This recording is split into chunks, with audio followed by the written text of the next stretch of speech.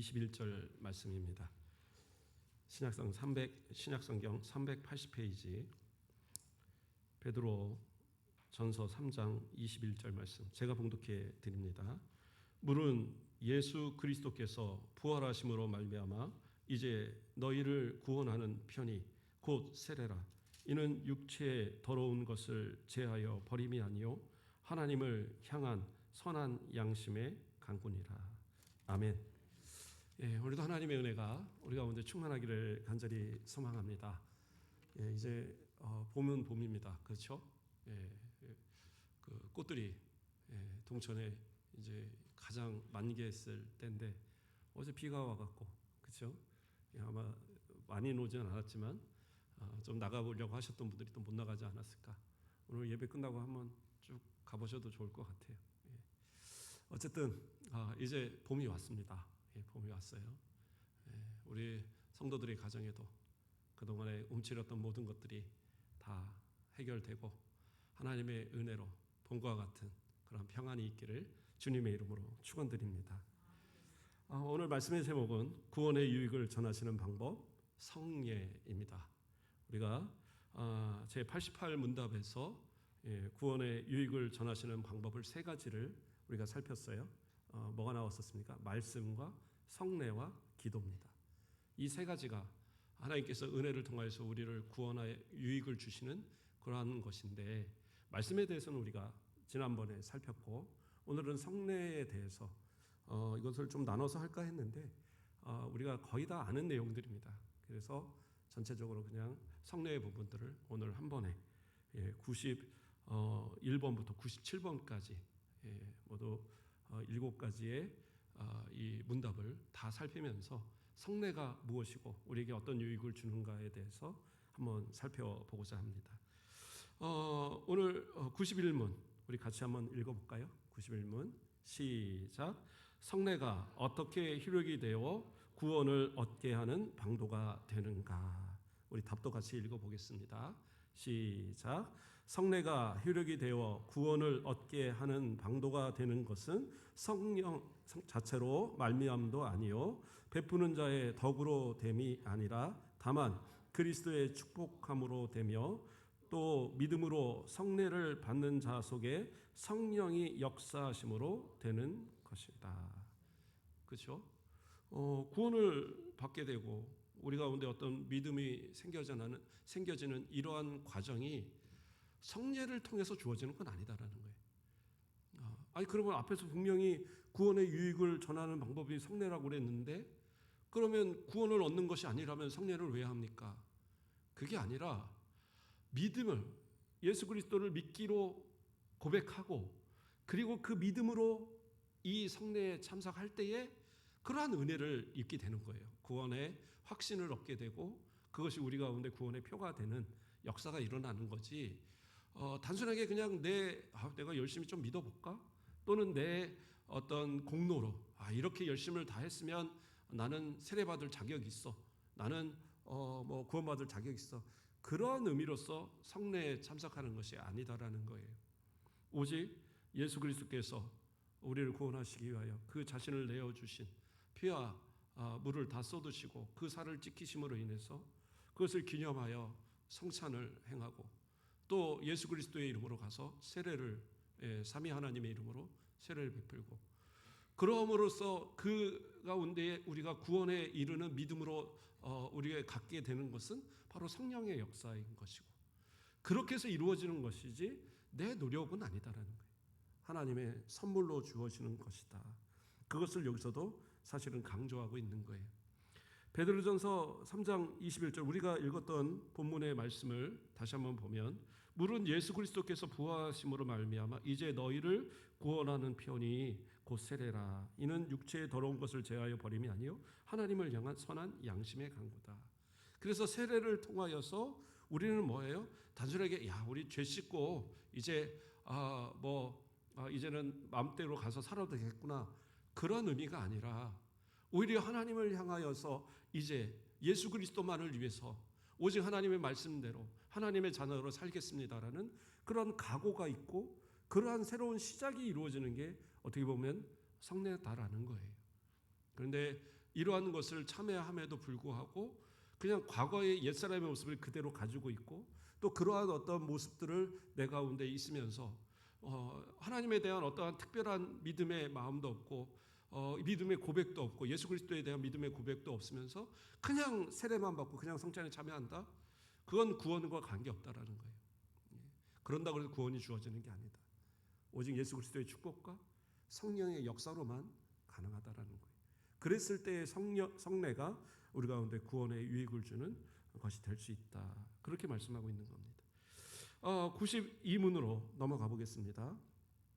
자, 읽어봅니다. 시작. 성례가 무엇인가? 아직 안 나왔나요? 같이 읽어봅니다. 시작. 성례가 무엇인가? 우리 답도 한번 보겠습니다. 시작.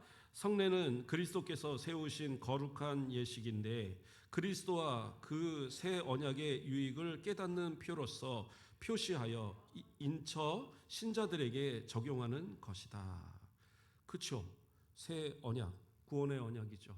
예수 그리스도를 믿으면 구원을 얻는다는 이 언약, 그리스도와 그 언약을, 새 언약을 우리가 믿을 때 그 유익이 우리 가운데 주어지고 그렇게 해서 이 사람은 구원받았다라는 그러한 인치였다라는 어떤 표, 그 표로서 세례와 그리고 그 세례 받은 자들이 그리스도의 살과 피를 기념하여서 성찬을 계속 행하는 거예요.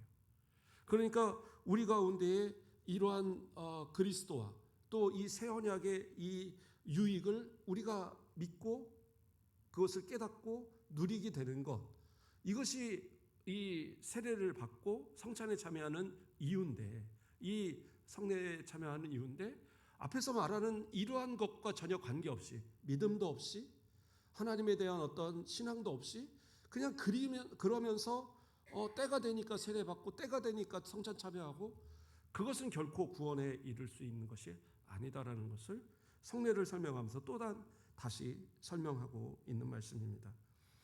단적인 예로 구약에서는 뭐가 있었어요? 할례가 있었습니다. 할례를 통하여서 이 사람이 하나님의 백성, 언약의 공동체 안에 하나님의 백성이다라는 표식이 되었어요. 그래서 이 할례를 받지 않는 사람들은 그가 혈통적으로 이스라엘 백성이라도 이스라엘 백성에서 제하여집니다. 물론 남자들이 할례를 받는 거지만, 그래서 이 할례라는 거 대단히 중요한데, 그런데 로마서 4장 11절에서 이렇게 말씀합니다. 그가 할례의 표를 받은 것은 무할례 시의 믿음으로 된 의를 인친 것이니 이는 무할례자로서 믿는 모든 자의 조상이 되어 그들도 의로 여기심을 얻게 하려 하심이라. 아브라함에 대한 이야기입니다. 그러니까 아브라함이 믿음으로써 의롭다라고 인정받은 것은 언제냐? 할례 이전이다라는 거예요. 그러니까 할례 이전에 믿음으로 의롭다고 인정을 받았고 그 표로서 할례를 받았다라는 거예요. 그러니까 이 말은 다시 말하면 무슨 얘기예요? 이스라엘 백성, 혈통으로 이스라엘 백성이라고 해서 그 사람들이 무조건 하나님의 백성으로서 구원을 얻는 거냐? 아니다라는 거예요. 그러니까 유대인들은 잘못 생각하고 있는 거죠. 그냥 이 조상의 그 전통을 따라서 할례를 하면 자기들은 무조건 천국에 가고 저 이방인들은 열심히 해봐야 저 지옥의 땔감 정도밖에 안 된다라는 그런 생각을 가지고 있던 사람들이 유대인들이거든요. 그래서 할례라는 것이 결국에는 구원의 어떤 효력을 갖는 게 아니라 믿음으로 의롭게 된 사람이 할례를 받았을 때 하나님의 백성이 되는 거라는 거예요. 그러니까 무할례 시에 믿음으로써 의롭다 칭함을 받았기 때문에 아브라함은 뭐예요? 믿음의 조상으로서 우리 모두의 할례 받지 않았지만 예수 그리스도를 믿어서 구원받은 우리들의 믿음의 조상이 되는 거예요. 마찬가지로 구약에서는 할례가 있지만 신약에서는 세례가 있는 것. 세례도 할례와 마찬가지로 믿음으로써 의롭다 하나님께서 인정하신 자가 그 믿음으로 고백하며 그 세례를 받지 않으면 아무런 효력이 없다. 그 말을 바로 92문에서 설명하고 있는 거예요. 자, 또 넘어가 보겠습니다. 93문 같이 읽어보겠습니다. 시작. 신약의 성례가 무엇인가? 답도 보겠습니다. 시작. 신약의 성례는 세례와 성찬이다. 그래서 성례, 그렇죠? 이 거룩한 예식, 이 거룩한 예식은 신약에서 우리 교회에서 행하는 것은 딱 두 가지입니다. 세례와 성찬. 이거 외에는 없어요. 근데 천주교에서는 칠성례라고 그래서 성례를 7가지로 이야기합니다. 그래서 그 사람들이 얘기하는 것은 뭐냐 하면 뭐 기본적으로 세례, 그리고 입교, 그리고 성찬, 그다음에 고해 성사하는 거, 고해. 그리고 또 결혼도 그 사람들은 성례로 봐요. 그리고 그다음에 성직자 임직, 목사님 안수 받는 거. 이것도 그 성례로 보고, 종부 성사라 그래 갖고 병자한테 이렇게 기름 부어서 이 도유하는 거. 이것도 이제 성례로 보는 거예요. 그래서 칠성례를 주장하는데 예수님께서 말씀하신 성례는 두 가지밖에 없어요. 다른 것을 이야기하신 것은 없어요. 병자를 고치셨지만 이것을 성례라고 얘기하지 않으셨어요. 그렇죠? 다른 어떤 뭐 결혼, 그래요. 하나님께서 제정하신 결혼이지만 그것이 이 거룩한 예식이다라고 말하지 않았어요. 그러나 세례는 뭐예요? 예수님께서 마지막 그 승천하시기 전에 제자들을 향하여서 가서 제자 삼고 뭐라고 그랬어요? 세례를 베풀라고 말씀하셨어요. 명령하셨기 때문에. 그렇죠? 마태복음 28장 19절을 보면 그러므로 너희는 가서 모든 민족을 제자로 삼아 아버지와 아들과 성령의 이름으로 세례를 베풀고. 그래서 그 세례를 베풀라 명하셨기에 이것은 성례입니다. 우리가 반드시 행해야 되고 또 그것이 지켜져야 될 예식이에요. 그리고 성찬은 뭡니까? 예수님께서 그 성찬을 행하시고 뭐라고 그랬어요? 나를 기념하라. 그러니까 이 성찬의 예식을 계속 하라고 말씀하셨어요. 고린도전서 11장 23절. 내가 너희에게 전한 것은 주께 받은 것이니 곧 주 예수 그리스도께서 잡히시던 밤에 떡을 가지사. 그래서 예수님께서 이 성찬을 제정하셨고 또 이것을 어떻게 해요? 기념하여서 행하라. 그렇게 말씀하여 주셨어요. 그러니까 이 두 예식은 우리가 주님 오시는 날까지 교회가 계속적으로 지켜가야 될 성례인 거예요. 그러나 다른 것은 물론 중요한 거죠.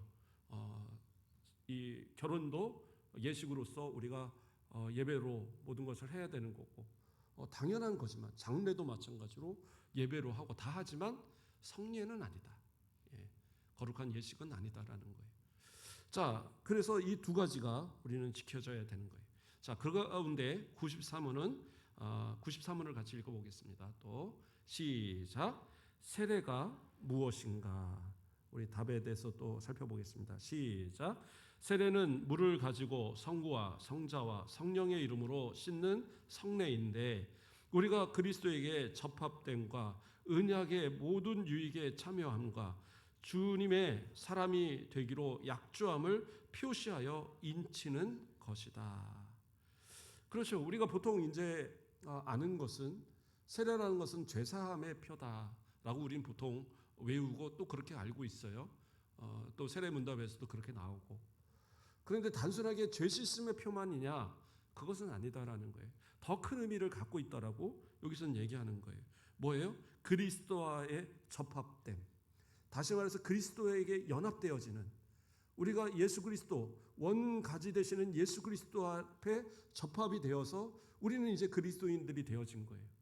구원과 전혀 관계없는 이방인들이었지만 이제는 예수 그리스도를 구주로 믿으며 우리가 이제 영적 이스라엘이 되어져서 머리 대신 예수 그리스도의 몸된 지체로서 우리는 어떻게 해요? 교회의 이 지체들로서 우리는 살아가는 거예요. 이러한 것이 가능하게 하는 것이 뭐냐? 바로 그것이 인치는, 그것의 표가 뭐냐? 세례다라는 거예요. 그것을 이야기하고 있어요. 그래서 세례를 받았기 때문에 이 그리스도와의 연합이 이루어지는 게 아니라 우리가 그리스도와의 연합을 이뤘기 때문에 세례를 받는 거라는 거예요. 그러니까 이 순서를 우리가 잘 생각해야 돼요. 또한 은약, 은혜의 언약, 구원의 은혜, 그렇죠?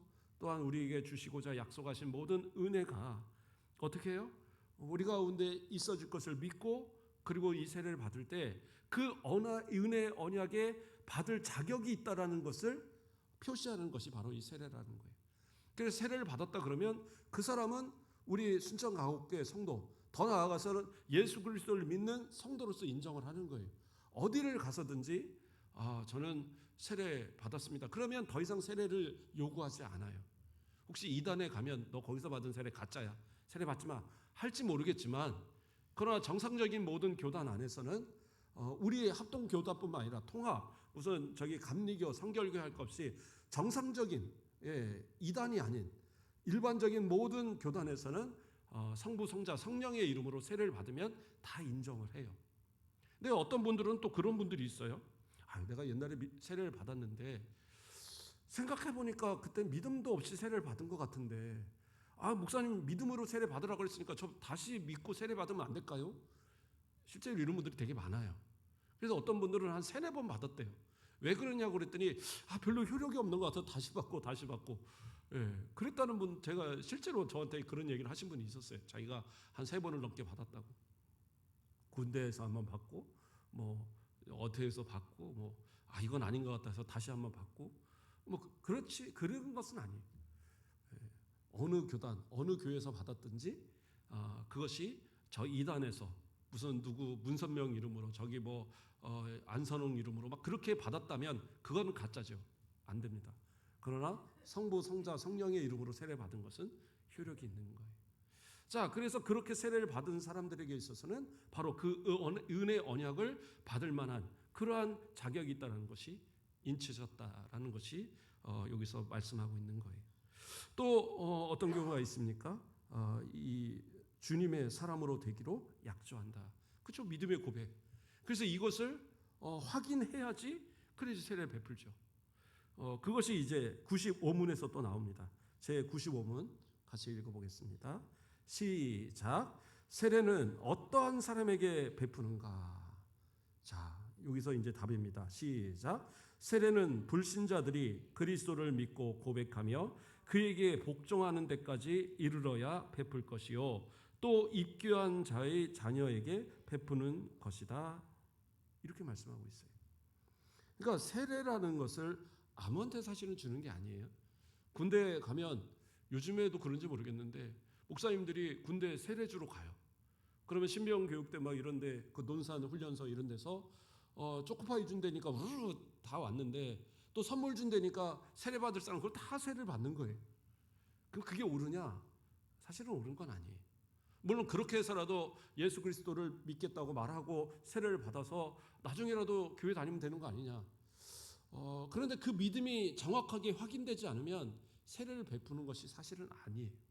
그래서 교회 안에서는 학습과 세례라는 그것을 구분하여서 세례를 베푸는 이유는 뭐냐? 또 유아 세례를 받은 아이가 만 14세를 넘으면 세례 그 입교를 해야 되는 이유가 뭐냐? 그 믿음이 확실한가를 확인하는 과정인 거예요. 그래서 원칙적으로는 지금은 그렇게까지도 안 하는 교회도 많이 있는데, 원칙적으로는 학습도 6개월 이상입니다. 원래 헌법에 나와 있는 그 원칙이 6개월 이상의 신앙의 연한이 있어야 돼요. 그 다른 교회에서 6개월 했는데요, 괜찮아요. 6개월 이상의 연한이 있으면 그것을 믿음으로 인정하고 학습을 하는데, 학습을 받고 6개월이라는 시간을 또 지나야 돼요. 그래서 부활주일을 우리가 이렇게 앞두고 성례식을 하면 그 다음에 추수감사절 이때 하는 것이 6개월이라는 시간이 있으니까 하는 거예요. 그래서 대부분의 교회들이 성찬 또한 세례를 이렇게 2번을 하게 되는 겁니다. 왜냐하면 6개월이라는 간격이 있어야 되니까. 근데 사실은 교회 안에서 한 4번 하는 교회들도 있어요. 그게 이상한 건 아닙니다. 매달 해도 상관은 없어요. 근데 이제 그 6개월이라는 시간을 지켜서 하기 위해서, 그래서 대부분 2번 정도 이렇게 하는 것이 보통입니다.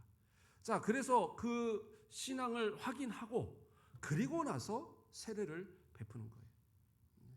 그래서 세례를 받고 나서 그리고 나면 교회에서 교인으로서의 모든 권리를 또 행사하게 되겠죠. 그래서 기본적으로는 그 믿음에 대한 확인을 해야 된다. 또 뭐예요? 그에게 복종하는 데까지 이르러야 베푼다. 그에게 복종한다는 것은 예수 그리스도를 믿을 뿐만 아니라 예수 그리스도를 믿음으로 저는 살겠습니다. 예수님의 말씀대로 살겠습니다. 교회의 법에 또 순종하며 살겠습니다. 그러한 이 고백을 확인하는 거예요. 교회의 법에, 다시 말해서 말씀에 근거한 것에 순종하지 못하겠다. 그러면 세례 못 줘요. 그래서 항상 그것을 확인하는 거예요. 여러분도 기억은 안 나서 그렇지 세례 받을 때 다 문답했던 내용들인 겁니다. 자, 그러면 요즘에는 그 세례 가운데 어린이 세례, 청소년 세례가 있게 됩니다. 유아 세례 같은 경우에는요, 사실은 부모 중에 한 사람 이상 믿어야 돼요. 부모 중에 한 사람 이상 믿지 않으면 유아 세례를 주지 않습니다. 왜냐하면 그 어머니의, 그 아버지의 믿음을 보고 이 아이에게 믿음의 가정의 아이다라는 것을 인정해서 세례를 주는 거지, 어린 아기가 자기의 입술로 저 예수 믿을게요 아멘 이렇게 못하잖아요. 그래서 만 2세 이하의 아이들에게 이 유아세를 주는데, 그래서 우리 합동 측은 예전에는 어린이 세례나 청소년 세례가 없었어요. 감리교라든가 다른 교단은 있었는데 우리는 없다가 이 아이들이 믿음으로 어떻게 세례를 받고 싶어도 이제 어느 정도 크면 자기가 믿음을 있는데 부모가 믿지 않아서 세례를 못 받고 이런 것에 대한 이제 아마 어려움들을 호소를 했던 것 같아요, 많은 분들이. 그래서 총회에서 이것을 이제 바꿔서 우리도 만 14세 전에 어린이 세례, 청소년 세례를 준 거예요. 그런데 만약에 이 경우에 부모가 안 다니면 어떻게 해요? 나는 받고 싶은데 부모가 안 다녀요. 그때는 어떻게 해요? 다른 사람이 후견인이 될 수 있어요. 후견인. 예전에 우리 유초동부에서도 몇 분 아이들을 세례를 받게 하고 싶어서 이 세례를 받게 해달라고, 어린이 세례를 받게 해달라는 요청이 있었어요. 그래서 제가 딱 한마디 했죠. 이 후견인이 되셔야 되고, 후견인이 되는 사람은 이 아이가 만 14세가 돼서 예수 그리스도를 나의 구주로 스스로 고백하는 그 입교를 할 때까지 믿음에 대한 모든 부분을 책임져야 됩니다. 그러니까 아무도 하겠다는 얘기를 안 하시더라고요. 그러니까 그것을 믿고 그 후견인의 이 약속을 가지고 주는 거예요. 그래서 그 가운데서도 부모가 믿으면 줄 수는 있지만 그게 아니면 못 줍니다. 지금도 마찬가지예요. 그래서 내가 가르친 아이가 세례를 받았으면 좋겠습니다. 그러면 교사로서 후견에 쓰세요. 그리고 그 아이를 위해서 항상 기도하시고 내 자녀와 같이 그의 믿음을 그래도 최소한 한 중3 될 때까지 그렇게 믿음을 책임져 주면 되는 거예요. 그 다음부터는 지가 알아서 할 일이고, 근데 그게 자신 없다면 함부로 또 이 후견을 맞는 것도 옳은 것은 아닙니다. 자, 그러한 모습인 겁니다. 자, 또 넘어가 보겠습니다. 96문 뭡니까? 같이 읽어보겠습니다. 시작. 주의 성찬이 무엇인가? 같이 또 읽어봅니다. 답. 시작. 주의 성찬은 곧 성례이니 그리스도의 정하신 대로 떡과 포도즙을 주며 받는 것으로 그 죽으심을 나타냅니다. 합당하게 받는 자들은 육체와 정욕으로 참여함이 아니요 믿음으로써 그의 몸과 피에 참여하여 자기의 신령하게 받은 양육과 은혜 중에서 장성함으로 그의 모든 효험을 받습니다. 아멘. 성찬은 세례를 받은, 그리고 유아세례를 받은 사람은 입교한 사람만이, 무음 입교인만이 참석하여 받을 수 있어요. 그래서 이 성찬이, 성찬은 뭡니까? 그리스도의 찢기신 살을 기념하는 것이 바로 떡이고, 그의 흘리신 피를 기념하는 것이 잔입니다. 그래서 어떤 것으로 꼭 해야 되냐, 그러한 것은 없어요. 물론 예수님이 처음 행하셨던 성찬의 떡은 무교병이었죠. 유월절 만찬이었기 때문에 누룩이 들어가지 않은 그냥 밀가루만 있는 그 떡이에요. 그래서 어떤 분들은 천주교에 쓰는 그 동그란 거, 이 밀가루로 만든 그 동그란 거, 이거를 쓰는 분들도 있어요. 그래서 입에다 하나씩 넣어주고 그리스도의 몸입니다. 그거 이렇게 입에다 넣어놓으면 아무 맛도 없어요. 근데 이렇게 싹 녹습니다. 그래서 어떻게 보면 기념이 될 수도 있겠죠. 그런데 꼭 그것을 해야 되느냐? 그때는 그 떡밖에 없으니까 그렇게 하신 거고, 그래서 어떤 분들은 또 쌀떡으로 하는 분들도 있고. 근데 쌀떡으로 하면 이 약점이 뭐냐면 성찬기를 이렇게 했을 때 붙어요. 그래갖고 이렇게 뛸 때 우르르 막 이게 붙어 있고 떨어지고 그 약점이 하나 있더라고요. 그래서 우리 같으면 이제 카스테라로 하잖아요. 괜찮습니다. 포도주도 마찬가지입니다. 이 되도록이면 알코올이 안 들어가도록 하는 게 좋죠. 그래서 어떤 교회들은 끓이기도 합니다. 그냥 포도를 씻어서 물을 뺀 다음에 그대로 놓고 그냥 끓여요. 그러면 물이 되잖아요.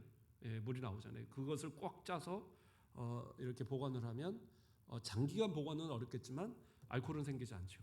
그래서 그렇게 보관을 하기도 하고 어떤 경우는 포도를 그냥 끓는 물에 담궜다 빼면 효모가 다 죽는다 그러더라고요. 그러면 그렇게 해서 즙을 짜놓으면 또 이렇게 잘 발효가 되지 않는답니다. 어쨌든 그렇게 해서 하는 경우도 있고 그러나 뭐 그냥 포도주를 담아놓으면 몇 년을 놔두면 독해지죠. 우리 교회 거도 언제부터 있는지 제가 있기 전에부터 항상 있는 것이 그거 그대로 쓰면 앞으로도 한 10년을 쓰지 않을까. 그런데 독해지잖아요. 그러니까 드시는 분들이 너무 독하다고 하는 분들도 있고 제가 가장 독하게 먹어본 게 군납되는 군대에서 교회에 이 군납되는 진로에서 만든 포도주가 있어요. 와 그거는 그냥 술이더라고요. 그때 이제 성찬식을 군대에서 해서 저도 이제 가서 군대에서는 뭐 집기가 이런 게 없으니까 그릇에다가 포도주 담아놓고 이 빵 이렇게 놓고 이게 뜯어놓은 거 가지고 이렇게 찍어서 먹어요. 딱 찍어서 먹는데 저는 이제 술을 안 먹으니까 그냥 그 알코올이요 순간 머리를 핑 돌게 하더라고요. 야 그래서 이거 어떻게 이걸로 성찬식을 하시지? 근데 군남용 성찬용이라고 이렇게 써 있으니까 이 진로 아무래도 그 사장님이 교회 안 다니는 것 같아요. 자 어쨌든 그렇지만 이 그 포도주가 됐던 포도즙이 됐던 이것은 그리스도의 피를 기념하는 겁니다. 그래서 어떤 것을 쓰든 간에 그것이 뭐 큰 차이가 있는 건 아니에요. 그러나 우리 성도들이 그것을 대할 때는 예수 그리스도의 피를 대함과 같이 예수 그리스도의 살을 대함과 같이 그러한 믿음의 마음을 가지고 그것을 대할 때에 그것이 우리 가운데 이제 효력이 되는 거예요. 예수 그리스도께서 영적으로 우리 가운데 임재하셨어. 그래서 이 그 성찬과 관련해서 여러 가지 그런 주장이 있는데 천주교 같은 경우는 화채설을 주장을 합니다. 그래서 무슨 얘기냐? 이 사제가 기도하고 그 다음에 이 떡을 입에 넣어줄 때 이게 우리의 입에 들어가면서 이게 그리스도의 살로 바뀐다. 실제의 살로 바뀐다. 또 이 포도주가 들어가면서 실제의 피로 바뀐다. 이렇게 주장을 해요. 근데 그렇지 않습니다.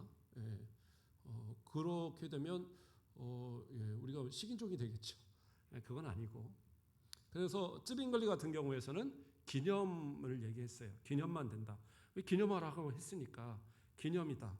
그래서 이것을 특별한 의미 아니고 이것은 이 그리스도의 피에 대한 그리스도의 살에 대한 그냥 기념이다. 그것만 가지고는 또 사실은 정확한 그런 의미가 있다고 보기는 어려워요. 예수 그리스도의 앞에서 말한 것처럼 예수 그리스도와의 접함, 예수 그리스도와의 연합이 있으려면 이것은 뭐냐?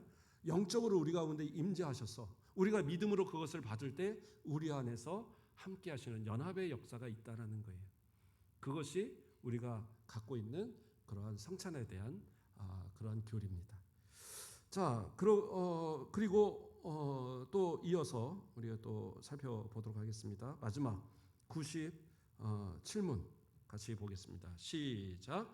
주의 성찬에 합당하게 참여하려면 어떻게 하여야 하는가? 답입니다. 시작. 주의 성찬에 합당하게 참여하려면 마땅히 주님의 몸을 분별할 줄 아는 것과 주님으로서 양식을 삼는 믿음과 회개와 사랑과 서로 순종함에 대하여 스스로 살필 것이니 합당하지 않게 참여하면 두렵건대 먹고 마시는 것이 정죄함을 자청함이 될 것이다. 이게 대단히 중요한 이야기입니다. 주의 몸이 다시 말해서 예수 그리스도의 피와 살을 기념하고 그것을 내가 받음으로써 예수 그리스도와의 연합이 내 가운데 이루어져야 되는데 내가 이것을 받기에 합당하지 않는 그러한 모습으로 이것을 대하면 어떻게 되냐는 거예요. 가장 먼저는 불신의 마음을 가지고 이것을 대하면 안 되겠죠. 그것은 내 죄를 먹고 마시는 거예요. 또한 죄된 어떠한 모습들을 내가 행하면서 그래서는 안 되겠죠. 집에서 아내를 아침에 막 때려요. 그런 남편이 와갖고 성찬을 마시면 될까요? 안 될까요? 안 됩니다. 죄잖아요. 물론 회개하고 먹으면 된다라고 할지 모르겠지만 아내한테 용서 안 받았으면 안 돼요. 요즘도 때리는 남편 없죠? 그 신고하세요. 저한테 신고하시면 제가 하다가 뭐라고 할까요? 하여튼 혼내겠습니다. 근데 요즘에는 남편도 맞는다고 그러더라고요. 아내들이 때린다고 그러는데 힘세지면 막 때린다고 그러는데 우리 권사님, 우리 집사님들, 우리 장로님들 누구 맞는 분 안 계시죠? 절대 때리지 마세요. 남편들 불쌍합니다. 나이 들면 힘도 없어서 또 잘 놀아주지도 않으시잖아요. 우리 여자분들이 나이 들면 안 놀아주시더라고요. 다 그냥 자기 만나러 다니면 남자들은 친구도 별로 없어요 보면. 그냥 맨날 동네 아는 사람 몇 명 만나 그것도 한계가 있겠죠. 그러니까 자꾸 놀아주시고 좀 불쌍하면 데리고 우리 어디 이 동천이라도 한 바퀴 돕시다. 그리고 같이 손잡고 돌아주기도 하고. 그럼 남자분들은 좀 단순해서 그러면 되게 좋아합니다. 그래서 좀 그렇게 서로 화목하고 그런 모습들을 만들어 가야 되겠죠. 어쨌든 성찬을 대할 때는 적어도 그 주일을 맞이하기 위해서 한 일주일 동안 우리가 고난 주간을 또 물론 이제 성찬은 그 전에 하죠. 우리 같으면. 그래서 그 전에 요번 주 한 주간은 좀 나를 조심하십시오. 나 자신을 좀 잘 조심하시고 죄에 함부로 노출되지 않도록 조심하시고 누군가 함부로 다투지도 마시고 혹시 아내가 남편이 막 승질을 돋궈도 이때는 좀 한번 참아보는 거예요. 그래서 하나님의 앞에 또 예수 그리스도의 이 피와 살 앞에 내가 대할 때에 내 이 마음이 하나님 앞에 부끄럽고 예수 그리스도의 이 살과 피를 대할 때에 부끄러움이 있어서는 안 되잖아요. 그러한 모습으로 참여하는 것은 죄가 되는 거예요. 그리고 또 뭐라고 얘기합니까? 주님으로서 양식을 삼는 믿음. 더 나아가서 회개와 사랑과 서로 순종함에 대하여 스스로 살필 것이니 죄에 대한 것은 회개하셔야 되고 사랑하지 않는 사람들은 또 못했던 사람들은 사랑도 나누고 용서하지 못했던 사람이 있으면 용서도 베풀고 용서하지 못하는 것도 죄예요. 용서하셔야 돼요. 그리고 또 서로 순종하는 것. 교회 안에서도 서로를 섬겨주고 서로를 사랑하고 이러한 모습을 가지고 성찬에 참여하라는 거예요. 그러면서 그것이 바로 그리스도의 피와 살을 대하는 것에 합당한 모습이에요. 그러나 그렇지 않으면 뭐예요? 두렵건대 먹고 마시는 것이 정죄함을 자청한다. 정죄라는 건 뭐예요? 하나님께서 너 죄 있어, 너 심판받아 그 말이거든요. 그러니까 진짜 믿음이 있는 사람이라면 성찬을 대할 때에 이러한 죄의 모습들을 다 좀 내려놓고 회개하고 정말 정결한 모습으로 참석하려고 해야 되는 거예요. 그런데도 내 마음에 걸려서 내가 성찬에 못 참여하겠다 그러면 안 하는 게 맞습니다. 주변에서 뭐라고 하든 간에 오늘은 그냥 기도하고 전 참석 안 하겠습니다. 그러면 돼요. 괜찮습니다. 그렇다고 누구라도 뭐라고 안 해요. 저 사람 모르는 죄 있는 거야? 아니 그렇게 생각하지 않습니다. 분명하게 그리스도 앞에 죄 짓는 것보다는 내가 겉으로 그런 사람들 눈치 보지 마시고 내가 그것을 지키는 것이 옳고 그리고 모든 것을 회개하고 나은 뒤에 다음번에 성찬에 또 참석하시면 되는 거예요. 그래서 교회 안에서 어떤 큰 잘못들을 했을 때에 교회뿐만 아니라 세상에서도 마찬가지입니다. 큰 어떤 잘못을 하면 교회는 사실은 권징을 해야 돼요. 어디서 사기치고 도둑질하고 그러다 걸렸어요? 그 사람은 교회에서 직분을 가졌다? 그러면 그건 다 징계해야 돼요. 그래서 그 사람들이 교회 앞에 와서 회개할 때까지는 징계를 하는데 가장 어떻게 보면 큰 징계일 수도 있고 큰 징계는 이제 출교겠죠. 그에 앞서서의 징계는 뭐냐면 성찬에 참여하지 못하도록 수찬 정지입니다. 그 수찬을 정지받으면 뭐냐면 성찬에 참여만 못하는 게 아니에요. 모든 직분이 다 즉시 정지가 되는 거예요. 권사도, 장로도, 집사도 모든 직이 다 정지되고 교회 안에서 예배 외에는 아무것도 못해요. 그게 수찬 정지. 이게 대단히 두려운 얘기예요. 그래서 왜 그렇게 벌을 주느냐? 회개하라고. 그것이 뭐 그 사람을 해서 나쁘게 하려고 쫓아내려고 그러는 게 아니에요. 회개할. 저는 제가 어렸을 때 봤어요. 수찬 정지 당하시는 분. 왜 당했느냐? 이단에 같이 좀 했어요. 그래서 그분들이 잘못했다고는 했는데 교회가 일정 기간, 그래서 6개월인가를 수찬 정지를 했어요. 근데 그분들이 교회를 나가지 않고 나와서 예배를 드리시더라고요. 그래서 한 3개월인가 지나서 제가 기억으로는 아마 해벌됐던 것 같아요. 제가 하도 어렸을 때 일이라 정확하게 기억은 안 나는데 제가 그렇게 예배 드리는 거 봤어요. 근데 지금 많은 교회들이 권징을 안 해요. 근데 권징도 교회를 견고하게 세우고 성도의 믿음을 지키는 데 반드시 필요한 겁니다. 그래서 절대 이단 같은 데 가지 마세요. 그 교회가 또 권징하는 이런 일이 없도록. 어쨌든 오늘 말씀을 정리합니다. 성례, 구원의 유익을 주는 방도예요.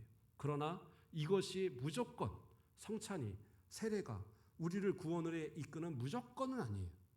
믿음으로 참여하고 믿음으로 그것을 받을 때에 우리 가운데 그러한 효력이 있는 것이고, 그리스도와 연합하여서 이제는 새 사람으로서 오직 예수 그리스도를 위하여 살아가는 이 모습이 되겠다라는 그러한 다짐과 인치심으로써 세례를 받고 성찬에 참여하는 거예요. 이것을 귀하게 여기시고 우리가 다음 주에 성찬에 참여하는데 일주일 동안 마음을 좀 경건하게 하시고 죄 짓지 않도록, 그리고 마음을 깨끗하게 해서 성찬을 대할 때 정말 예수 그리스도의 임재를 체험하는 우리 모든 성도들 되길 주님의 이름으로 축원드립니다. 기도하겠습니다. 사랑의 하나님, 감사를 드립니다. 우리를 사랑하여 주셔서 우리를 택하시고 우리 가운데 믿음을 주사 예수 그리스도를 구주로 고백하게 하심을 감사드립니다. 이 믿음 가지고 또 세례를 받고 또 성찬에 참여하는 그러한 우리들이 오니 주님께서 우리의 마음을 깨끗게 하사 그리스도와의 연합되어지는 그리스도의 그 피와 살을 생각할 때마다 주님 앞에 더 믿음으로 더 나아가는 우리들이 되게 하시고, 또 세례를 받아야 될 우리 성도들도 기억하여 주셔서 마음을 다하여서 이제는 주님만 위해서 살겠다는 다짐 가운데, 참 믿음 가운데 세례와 성찬을 또 받게 되는 귀한 역사가 있도록 축복하여 주시옵소서. 감사합니다. 예수 그리스도의 이름으로 기도드립니다. 아멘. 감사합니다. 다른 광고는 좀 주보를 참고하시고 내일 또 그리고 모레 이틀 동안 우리 노회가 있습니다. 교회의 상해 기관이 노회예요. 그래서 노회가 어떻게 보면 큰 교회입니다. 그래서 그 교회의 각 이 지체라고 표현할까요? 그게 이제 우리 순천 가곡교회가 되는 거예요. 더 큰 교회는 총회가 되고, 더 큰 교회는 그리스도의 몸된 모든 교회가 되겠죠. 그래서 노회를 위해서도, 노회가 뭐요? 잘 모를 수도 있지만 그러나 목사님들이 모여서 더 우리 노회를 또 성노회로 이끌어가기 위해서 그렇게 모이는 거니까 정말 은혜로운 성회 되도록 위해서 기도 부탁드리겠습니다. 우리 찬송가 우리 369장 찬양 드리고 축도로서 예배 마치겠습니다.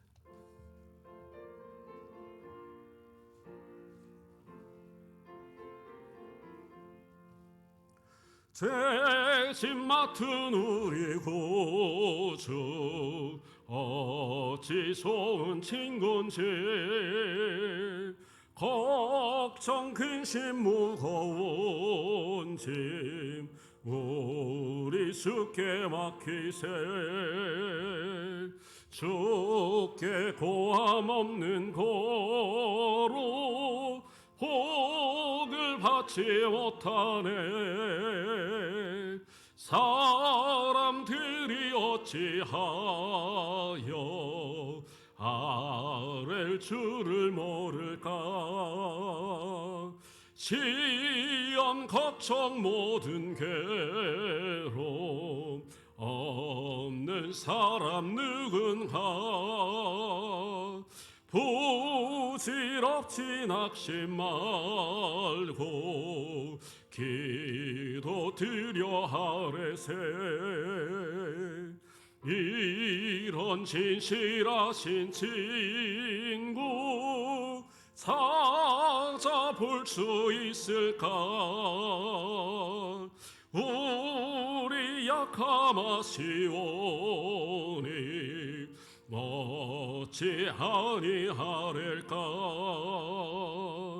근심 걱정 무거운 짐 아니신 자 누군가. 피난처는 우리 예수 주께 기도드리세. 세상 친구 멸시하고